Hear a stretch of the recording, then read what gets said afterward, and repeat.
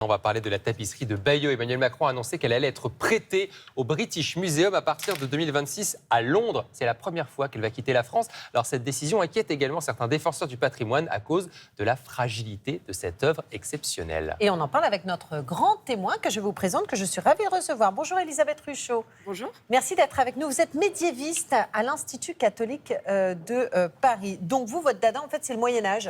Tout à fait. C'était il y a combien de temps ?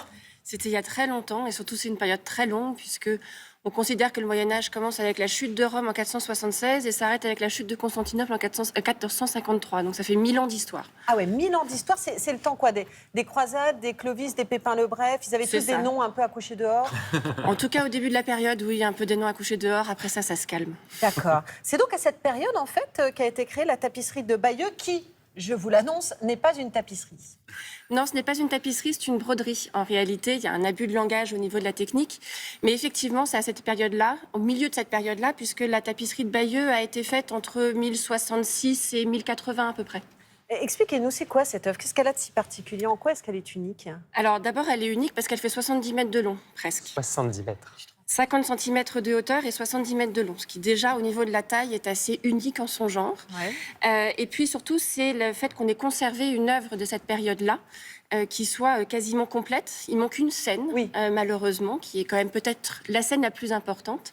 Et puis, elle est après perdue, ça, cette scène, ou elle peut être cachée quelque part? Non, elle est probablement perdue. Et ensuite, c'est le sujet en lui-même, puisque la tapisserie, même si ce n'en est pas une, la tapisserie raconte la conquête de l'Angleterre par Guillaume le Conquérant en 1066. D'accord. C'est vrai que c'est un petit miracle qu'elle ait traversé le temps. Elle aurait pu finir, écoutez bien, en tapis de sel pour les chevaliers, c'est ça ? Alors, pas en tapis de sel pour celle-ci, parce que comme c'est une broderie, ce n'est que du lin avec de la broderie de laine, bien entendu. Mais en revanche, effectivement, elle aurait pu très mal finir à la Révolution. Puisqu'à la Révolution, à un moment donné où les biens de l'Église sont saisis, la tapisserie, enfin l'objet est conservé à la cathédrale de Bayeux pendant tout le Moyen-Âge et jusqu'à la Révolution. Et au moment de la Révolution, au moment de la saisie des biens du clergé, tout est dans des chariots et on veut les emmener à Paris. Et à ce moment-là, on se dit qu'on a besoin d'une bâche. Et pourquoi pas la tapisserie de Bayeux ? Non, c'est pas vrai, mais c'est dingue de se dire effectivement qu'elle a échappé à un funeste destin. Et aujourd'hui, on parle d'elle quand même pour le British Museum en 2026. Dans quel état est-elle aujourd'hui, cette tapisserie ? Alors, il y a eu un état qui a été fait justement en 2024 sur la tapisserie qui a montré que c'était un objet qui est extrêmement fragile. De fait même de sa technique, puisque c'est un tissu, c'est du textile, c'est suspendu, il y a des tractions qui s'opèrent sur les fils. Donc c'est un objet qui est aujourd'hui très fragile et qui doit partir en restauration. Alors, ça doit partir en restauration avant de partir en Angleterre ? Vu le timing qui a été donné par le président qui a dit que l'œuvre partirait pour Londres en 2026, septembre 2026, ce serait pour la restauration, interviendrait probablement avant. Okay. Mais rien n'est fait. Et rien n'est décidé. Aujourd'hui, cette tapisserie, elle est accrochée dans son musée à Bayeux, près de Caen. Alors, elle est accrochée comme un rideau, en fait, on peut dire ça comme ça. Voilà, moi je l'ai vu quand j'étais gamine, en fait, c'était une sortie de l'école. Est-ce qu'elle a déjà été déplacée ?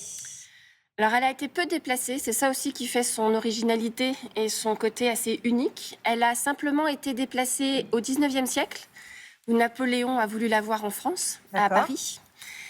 Plus précisément, notamment parce que ça raconte l'invasion de l'Angleterre. Donc, pour Napoléon, ça avait un petit côté...